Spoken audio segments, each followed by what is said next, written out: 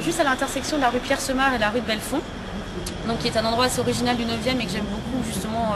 parce que c'est une petite bizarrerie d'urbanisme à Paris, c'est-à-dire que la rue Belfond, c'était un petit pont sur la rue Pierre-Semard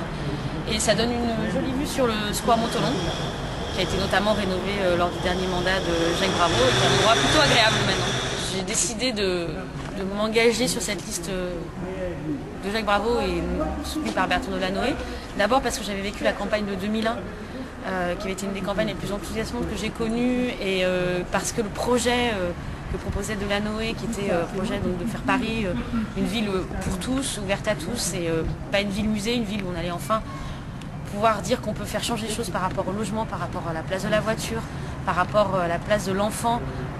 la place de la culture, me semblait un projet extrêmement enthousiasmant.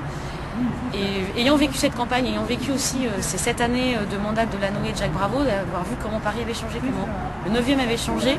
j'avais vraiment envie de poursuivre l'aventure et d'en être un peu plus que seulement militante comme j'avais été jusqu'à présent. Ce qui me tient le plus à cœur, c'est que tous les gens qui souhaitent vivre à Paris, qui emménagent à Paris, et les moyens d'y vivre, agréablement et évidemment dans des bonnes conditions sociales. Et ça, c'est notamment le rôle d'une municipalité. Et je pense que par rapport au logement, qui me semble être le point le plus important en ce moment, étant donné les prix de l'immobilier, à Paris, il me semble que le logement, c'est l'axe le plus important, notamment dans la construction et la mise en place de logements sociaux, mais également dans les aides qui, notamment dans le projet de Bertrand Delanoë, vont être considérablement augmentées, multipliées par 2.